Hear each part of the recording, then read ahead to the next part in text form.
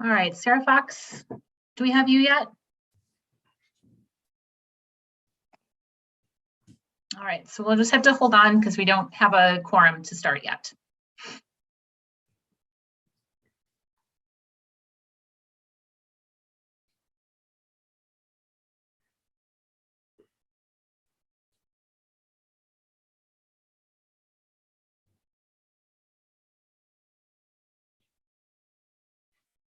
Sarah Fox is in the waiting room.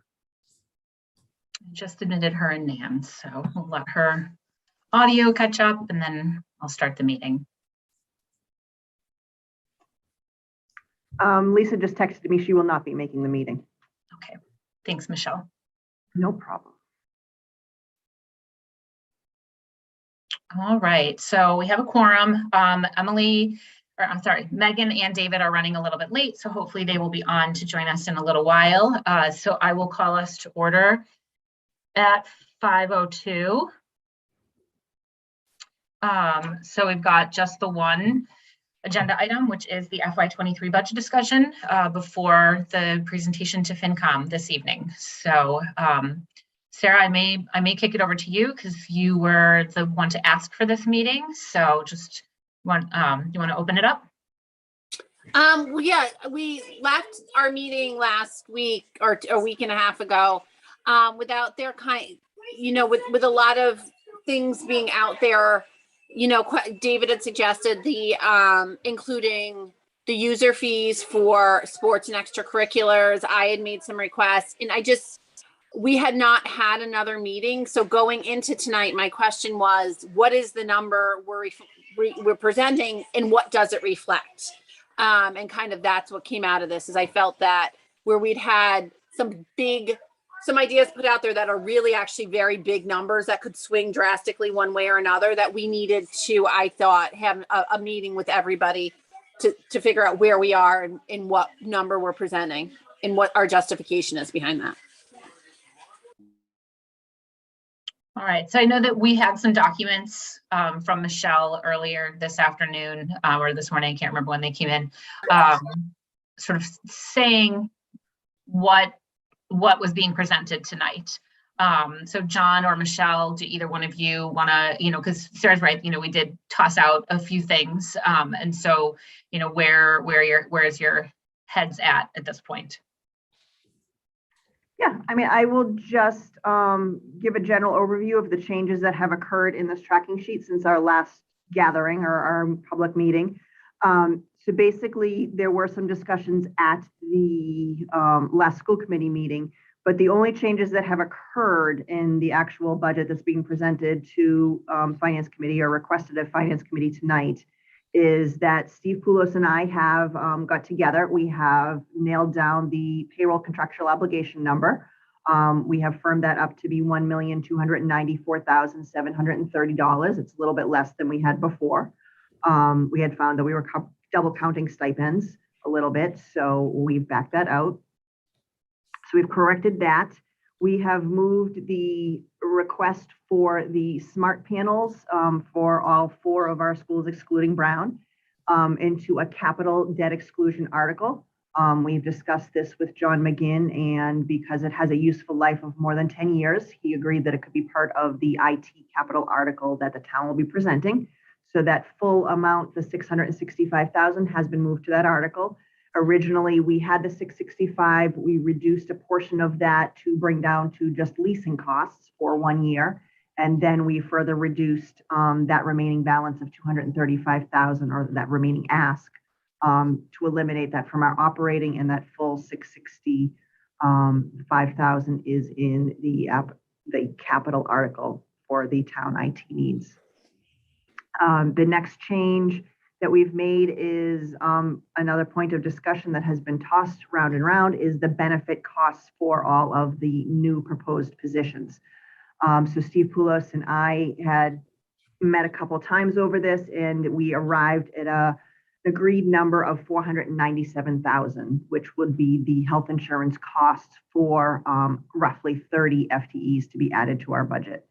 So that is an agreed cost. We did add that here. We've heard that Finance Committee in the town wants to see this figure. While this will not be actually added to the school's operating budget, it is a direct relation to the increased staffing levels that we are requesting. So therefore, if this were to pass and the 497,000 got actually approved, it would go into the town's operating budget, not the schools, but it support the additional 30 staff members, the cost of those.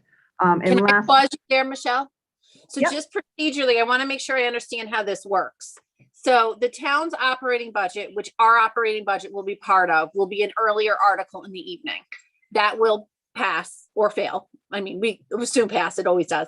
And then later on in the evening, much later on, will be the article, if we choose to go for the override. If that override kicks in, that will trigger then this 497, but that original number has already been passed, 30 articles prior. So where does this 497 come from?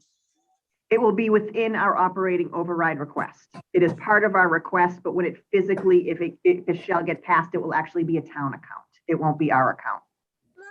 Okay, so it has to be built into the override. Yes, exactly. Thank you. You're welcome. And then lastly, the one other change that we've made is the inclusion of security camera systems. This is an item that we've discussed previously. We had removed it from the operating budget with the thoughts that we were going forward with an IT capital article. In speaking with the town further, they are going with a debt capital override, which means that it has to have a useful life of 10 or more years. We are having trouble finding documentation. While we know a camera security system will last more than 10 years, whether that's actually a documented fact and would be arguable to bond counsel. So we have decided to remove that from a capital article and put it back into the operating budget because it really is an essential security item. In addition, originally this ask was for 2 schools. We have now finally had figures and we have put it in for all 4 schools, excluding Brown. So that's the additional 325,000. So with all those changes, it brings our total ask to $46,606,959. Right now, if you looked at just what our payroll contractual obligations are, that is 3.4 million above the target that the town gives us. In further discussions today with Alec from the Finance Committee, I understand that the Finance Committee does not have any issue in supporting our request for special education costs in the amount of $848,000. So if you take our roll forward budget of FY22 of the 41.8 million, you add the payroll contractual obligations of the 1.2 million, and then you add the 848,000, the total budget that basically is non-controversial, shall I say, is a total of $43,982,273.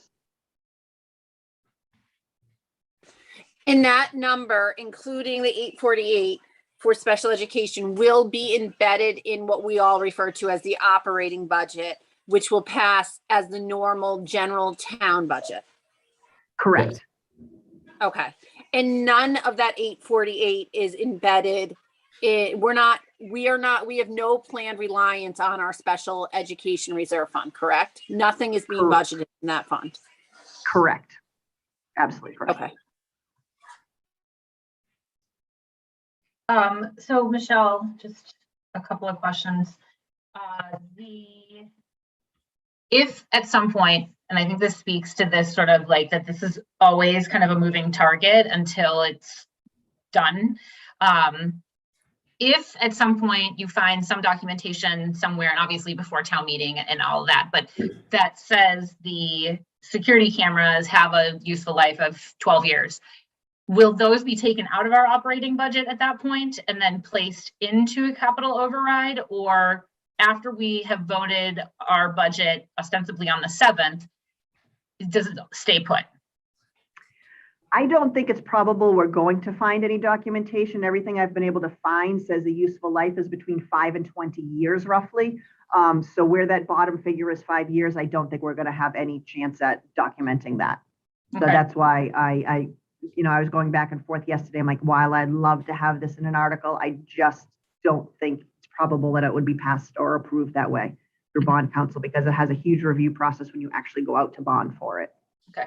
So I don't want to have, the townspeople vote for it, finance committee vote for it, and then all of a sudden the town be like, no, sorry, we can't move forward with it. Yeah. So I Absolutely. recommend that this stay in the operating budget if it's going to be funded at all. Okay. I will just note too, David just got on. So he's with us now. My apologies. Traffic kept me from being on time. Good evening. Welcome, David. Michelle, also, so there's been a lot of sort of movement with the smart panels and sort of where they were, how they were first presented to us. They went to leases. They're now moved to this other article. Is that still for leases, or is this a one-time purchase that then, because I know some of the concerns that we've talked about throughout this is that leasing makes a lot of sense, because then, even if they all last for exactly as long as they should last for, in whatever 10 years, we're going to be asking for another whole lump sum. Whereas the lease option made it so that there was fluidity, and it actually put it as a recurring budget item instead of this one-time ask. Yes, no, the full one-time ask will be included in the article, the whole $665,000 instead of Okay. leasing. So just as a sort of a note then, assuming we're successful with all of these things, just future planning on maintenance and everything and replacement of those would be beneficial in my opinion. Absolutely. And then I will just say too that, although I think I have my head wrapped around this piece with the benefits for the new FTEs that we're hoping to add through this budget, I don't love the precedence of the sort of like us taking it on, but it's not really in our operating budget. It goes straight to town, but it appears that it's part of our ask. The town has always covered these things. And again, I have my head wrapped around it. I understand it. I understand the where the town is at with it. I just don't love it. So. Absolutely. And I'll comment. It's unprecedented. Mhm. So, well, since 2000, when I joined the finance committee until now, it's unprecedented. There are town budgets that have healthcare costs in them, but they are enterprise funds like Harbors and Waters, where they pay for their budget through fees. And so they pay back, or they have a debit line in their budget to pay for the health insurance. Water and Light is another group. They are on the GIC, but Water and Light pays us for their employees that are on health insurance. And so it's unprecedented, but these are unprecedented times, I guess, or they're challenging times. And I just wanted to, for purposes of this discussion, Michelle, can you just tell us how we arrived at, the cost of a healthcare plan for a family and the cost of a healthcare plan for an individual, and talk to us a little bit about how you vetted this number with Steve and others. Yep, actually, I had Steve and I had different methods of calculating it. We arrived in the same ballpark, so we ended up using the lower of those two numbers, which is actually his method. So I'll take it and run with it. But so basically, we are looking at adding roughly, I believe it's 29.8 or 30 FTEs equivalent to this operating budget. So in terms of, while not every employee chooses health to elect to take our health insurance, unfortunately, it's a possibility, so we really should budget for it, or rather the town should be budgeting for it. So we took 50% of the eligible employees and costed it out for a family plan at roughly $26,000 per year cost to the town. And then we took the other half and assumed that we would be taking an individual plan, and roughly that cost is it's either 11 or 12,000. I think I used 12,000 for that exercise. My number came out to a little bit higher than the 497, but Steve was taking the salaries times percentage allocation and coming up with a number, and he came up with a 497. We were both pretty close, and his number was a little bit lower, so we just went with the 497 for now. It's unlikely Great. that every employee would be taking our health insurance, but it's Right. something that the town should be budgeting for. Anyone who is eligible to jump on our plan at any time, they should be carrying that as well. Thank you, Michelle. You're welcome. Vera? So particularly where this isn't by no stretch of the imagination an insignificant number, this is $500,000. My question is, like you said, we have to budget as if people are taking it, but they may not. So where this is so unprecedented, first of all, one of my questions is, did we have any written agreement that the town pays for our benefits? Is there, or has it just been custom? Was there anything to go back to as far as a policy? Or is this just one of those, we've always done it this way things? No, typically, the benefits by default are carried usually on the town side. It's actually an unusual situation if it were to be carried within a department that operates under the general fund operating budget. The departments that David had mentioned were enterprise funds. Enterprise funds have to function as if they're their own contained entity. They have to capture Yep. all their operating costs. We operate under the general fund. So therefore, all the general fund benefits are paid for by the town. So it Except would actually, right, but it would be unusual if we were to have a line item for school benefits. I'm not saying that it doesn't exist in certain towns. I've certainly seen a number of them, but it's rather unusual where you'll see benefits in more than one location within the general fund operating budget. Okay. So to so that's further, why you know, I understand what we're doing here, but to further, you know, build on what Sarah said, it seems to me in a town where we live and die by the phrase, this is how we do things in Marblehead, we have started to divert from this is the way we do things in Marblehead in this unique situation to the detriment of the school budget. By telling us we need to carry that. And that's really unfortunate considering we have been so collaborative the last several years. So that is unfortunate in my opinion, but here we are. And since it is, like I said, not an insignificant number, it is $500,000. How is this, what is our agreement? How is this going to work? If we, you know, wind up hiring a lot of people, we tend to try to hire people at a lower step and bring them in, which a lot of times may be an individual who's still carried on their parents' plan or not on a full family plan. So if that number does come in below or well below that 500, where does that extra money just sit in the town coffers? Since we had to build that into our override budget, will that roll back into our budget for this year? Who gets use of that extra money that we would not be using if not everybody takes this benefit? Well, where we would basically document that it is for town benefits, it would have to go into the health insurance, the group health insurance budget line item. Basically, it would be funded under that line item. It would then close out to free cash at the end of the year if it were not used. Yes. So it would essentially go back into free cash. It certainly would not come back to the school department directly because it's not within our operating budget. I mean, the school department has line item autonomy, which means that any line item under the school's budget we can use as we need. We can certainly go over in certain lines and under in certain lines. The town does not have that ability. They have to comply with their line items. They don't have the flexibility that the school department does. So for anybody we hire that isn't taking this benefit, the town's, it will roll back into free cash. Will generate free cash. Absolutely. Okay. In the future, I mean, this is a town discussion, I guess, in a school department, but I'd like to look at incentivizing people when, you know, there are companies, there are municipalities that incentivize people to go with their significant others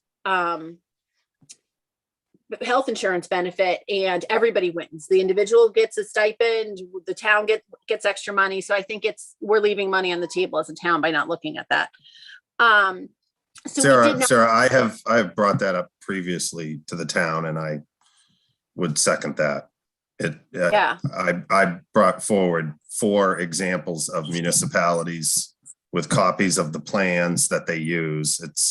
It's complicated because if somebody's already on the plan, then they leave the plan versus new hires. You know, it's complicated, but to your point, there are examples out there, and it does work. And you know, there's a direct cost benefit to that for sure. No, definitely. So this, what we're presenting tonight does not reflect any of those additional discussional items from the other night, the idea David came up with, or are we still revisiting those? Is that where we a hard no on those? Is this, I mean, once or are we just going in assuming that we're not going to get a yes on this, and so we can move it as we see as needed? As I understand it, we can certainly add those at a later time, whether we add them or not. We didn't feel comfortable adding them, you know, just from administration based on just discussion from last week. But as I understand it, Finance Committee is just going to be approving our roll forward budget at this time. They're not going to be taking any of those additional items into consideration this evening. So certainly we can certainly add them, because I believe that vote will happen later in April. And procedurally, we're choosing to break it up, but procedurally, we could just bring forth the budget we need to them and ask them for approval and not segment it ourselves, correct? Yes, I mean, I view our budget as we're asking for 46 million. They're the ones that are segmenting it at this point. They're saying, Right. Yes, we will fund this Right. piece of it, but we won't fund that piece of it necessarily, and we're not taking a vote on that at this point. So really, they're the ones that are segmenting it, not us. So our budget ask is 46.6 million. So for tonight, we're requesting that 46. Correct. That's correct. So that they'll have to vote no to that and make a, like, what, vote yes to a number we're not asking for? Possibly. That's what it Okay, sounds like. that's Yeah. the piece of it I wanted to know, because I didn't know what I just wanted to know what we were, and I agree, we ask for what we need. I just didn't know what we were asking. I had no idea what we were asking for. So I'm glad we're doing it that way, and then they can vote as they see fit. So the number we put forth was 46,606,959.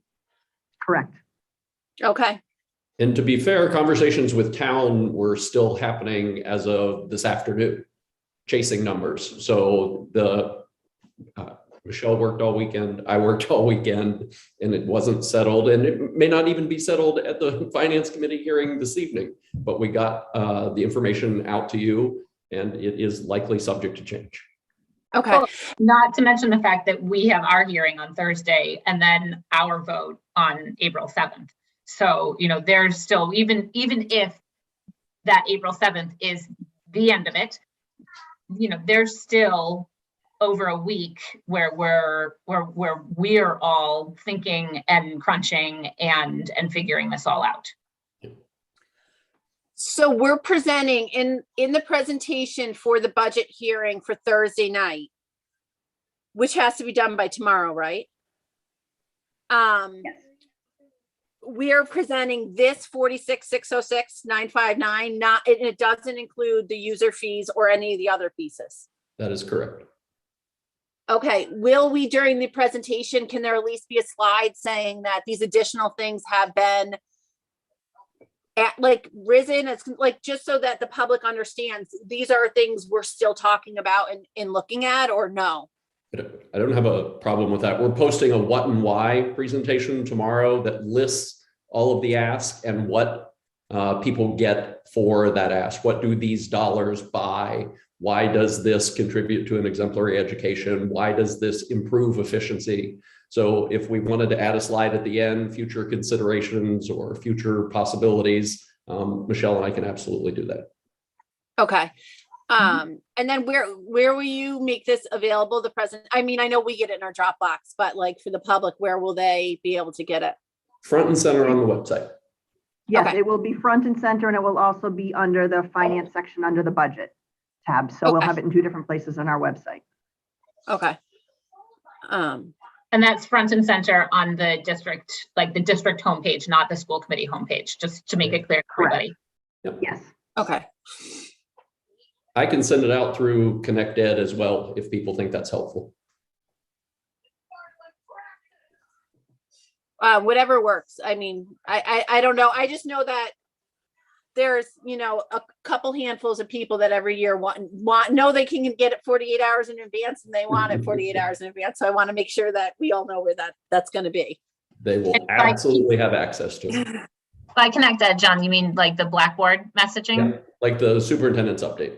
Yeah. I mean, I'm not opposed to it. I just think, you know, people get upset if we get too many emails, and whereas it's, you know, a handful of people that want to kind of dig into this deeply. I don't know that an email blast. I don't know. I get concerned when we do things like that, because then if we don't do it next year, they'll be, why didn't you send it out? You're hiding something. So I'm a little hesitant setting precedents there.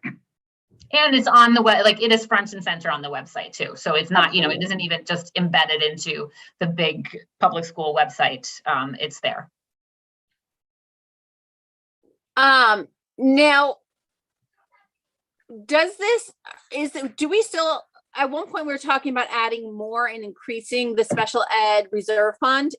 I know that's separate from all this, but what are we targeting that fund to be at?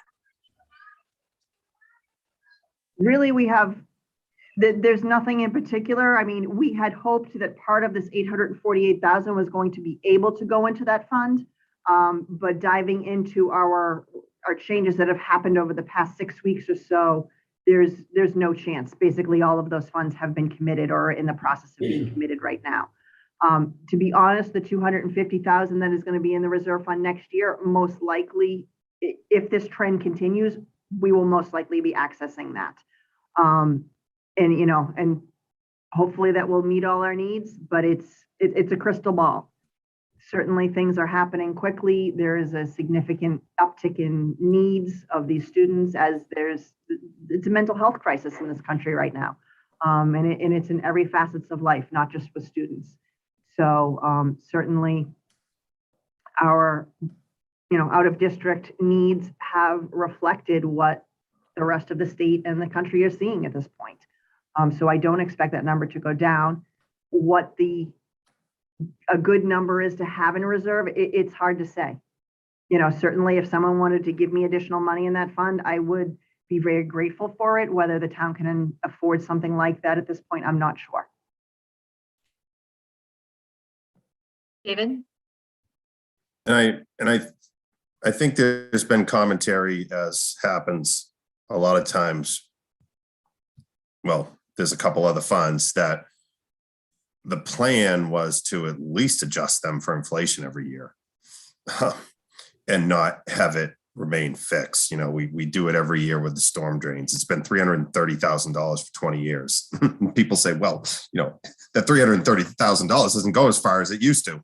And then we have the energy reserve and the utility reserve. So I think it's been acknowledged, Michelle, certainly that these types of things should see some sort of increase. What that increase is, as you say, it's hard to determine. And then when we find ourselves in the situation that we're in now, maybe that will be part of the general override discussion for next year when we talk about all of the structural challenges that the town has. That should be probably one of them that we think about bringing forward for consideration. Agreed. Great point. Sarah? Yes.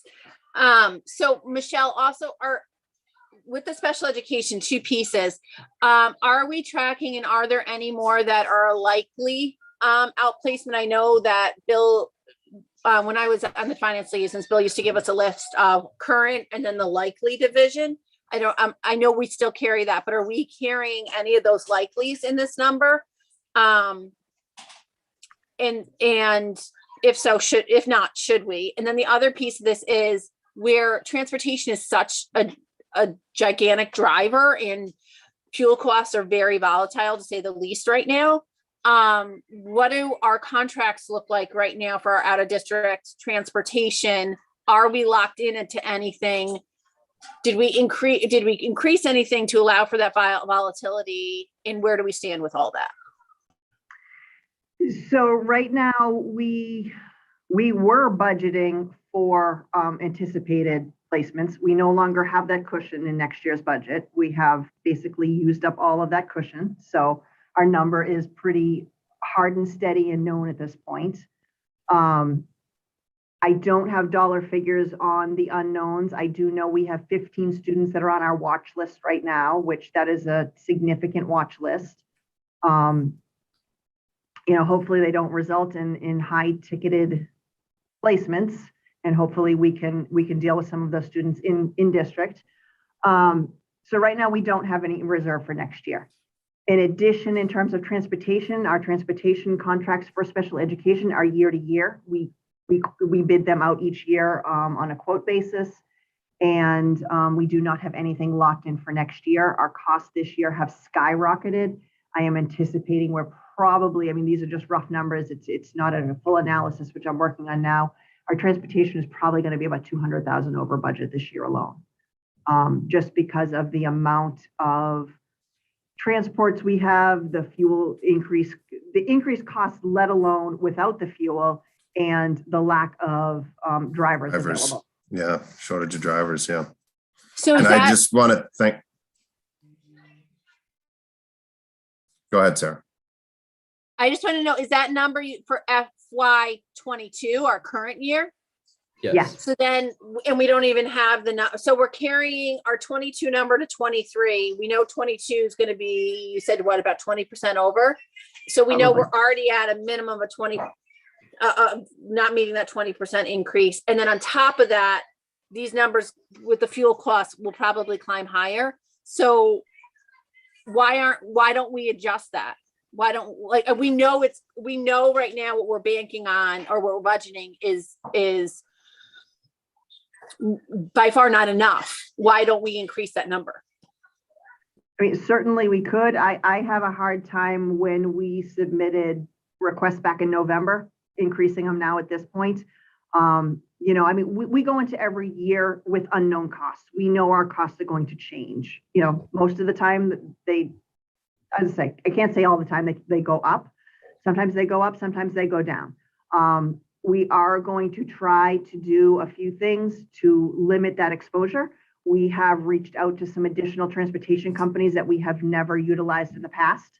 We're trying to get those into the mix to try to give a little more competition. We are also looking at possibly combining rides. So we try to do that as it is. One of the special education vendors in other districts actually has like a collaborative that they partner with students going to similar placements from similar locations, whether it be a neighboring town and whatnot. I don't think we've actually ever utilized that. So certainly that's going to be something I'm going to look into this year. With last year, we didn't have transportation, and the year before was already preset before I got here. So these are some things we're looking at right now. Our admin assistant in facilities is fabulous with transportation, and she has some great contacts. So we're going to really look at that. So while we are asking for an increase of 65,000, I'm not sure that's going to be enough, but I'm pretty confident that we're going to take some measures to reduce those costs for next year.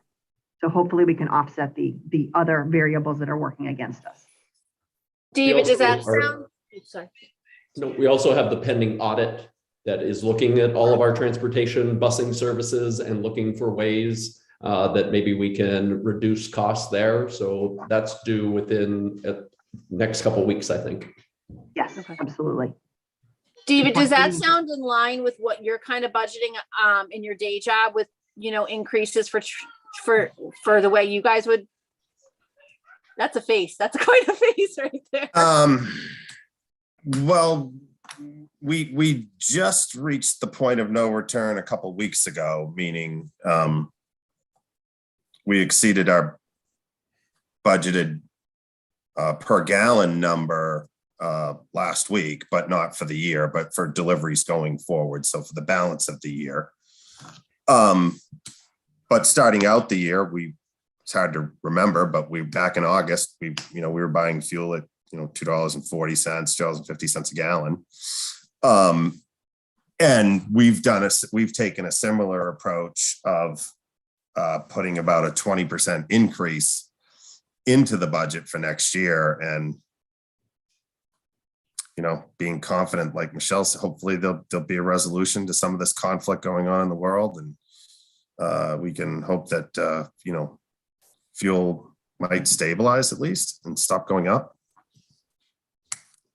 But yeah, it will be one of those. It is probably the biggest unknown that you have, for transportation. That's certainly one of them. And as we often hear from the fire department, and town highway department, it's repairs to vehicles. You can budget for it, but you have a big snowstorm, stuff breaks down, things happen. You get a fire truck certified, it's 15 years old, things need to be replaced, repaired, and you do your best to budget it, but sometimes that might go over, or if you go under, the money that you don't spend on repairs to vehicles can go to your transportation, right, Michelle? I mean, those are kind of like the areas that we're juggling. And fortunately for us, we have had some new buses in the last 3 years, the big 55 passenger buses, as well as some of the smaller, what I think they're 20 passenger, the smallest. So we do have some newer equipment in our fleet, and that will certainly help limit our exposure to repairs. So I just want to make sure, because I know in the past, one of the most tenuous volatility points has been our out of district placement transportation. And I just want to make sure that we're not putting ourselves in a precarious situation with that. I think I'm excited to hear what you just talked about, Michelle. I appreciate the summary that you sent us about out of district tuition costs that you sent to us. Made that information available, but right, it's not as easy as the St. John's prep bus, but it stops at a couple of towns on the way to Danvers. So you're right. Maybe if students are going to a school in Beverly, that bus that starts in Marblehead might be able to go to Swampscott or pick up in Swampscott and Salem, and we're doing a little bit of cost sharing there. So I think that's a really good option to look at. Absolutely.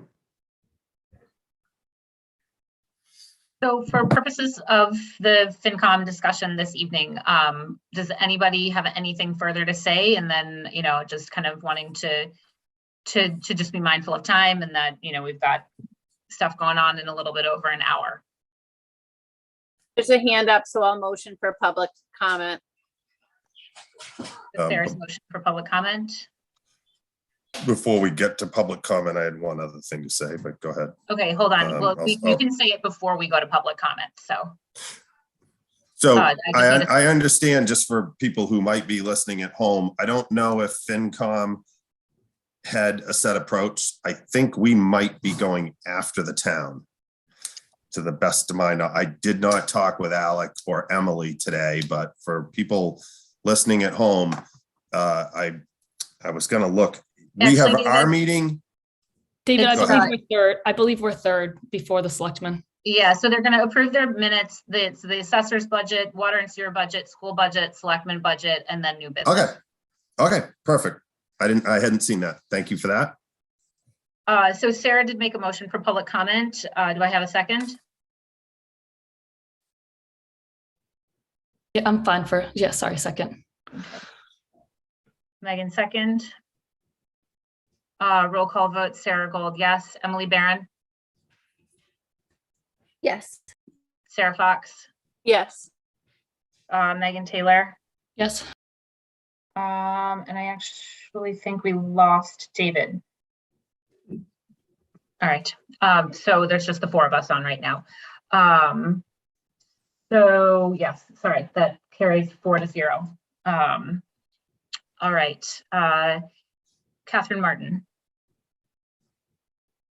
29 West Shore Drive. I just wanted to go back to that idea of sending out the information in Messenger.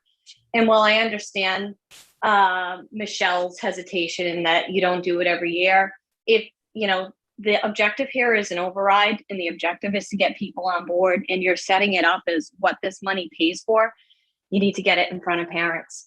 If you want them to show up, if you want them to vote, they need to see what they're paying for. I would just say any way that you can inundate people with this information is good.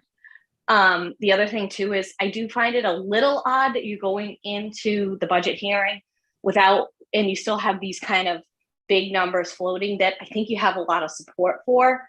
So I do agree with Sarah Fox. Getting those numbers in front of people during the budget hearing, whether it's the user fees, whether it's the curriculum coaches, there's support for these items in the community. We need to see them. We need to understand how much they are because you need people to show up. Town meeting will be here before you know it. And you're going to be at the end of that meeting and you need the parent turnout and then you need them again at the election. I would just get the information in front of as many people as possible. Get the number where you need it to be as quickly as possible. And really just start selling it, start putting it out there. This is what you get. This is what we need for an exemplary education. Because I don't think a lot of the younger parents in town realize how much we haven't had for so many years. I mean, David, great point with, you know, the special education fund has not increased with inflation. I mean, these are things that we need to start paying attention to. We need people to understand this. The things that are lacking are a lot of times because of funding. So I would really push you to make communication of this information a priority because you need the support and there are parents out there who want to give it. Thank you, Katie. All right, I don't have any other hands up. So I think that wraps us up. So we are posted as well as a full school committee for the FinCons meeting this evening. So if anybody wants to come, it's at 7 o'clock. And with that, I will adjourn us at 5:43. Thank you, everyone.